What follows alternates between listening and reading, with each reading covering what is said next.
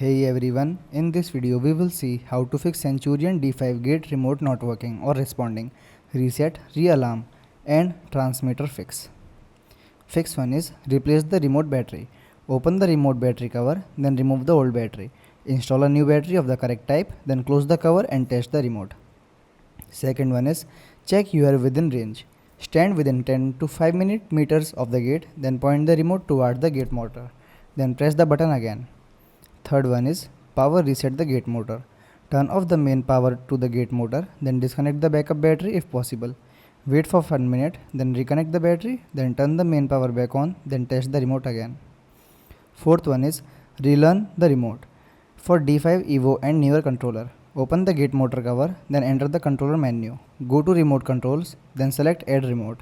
Press the button on the remote when prompted. Wait for the confirmation message. Exit the menu and test the remote. Thanks for watching.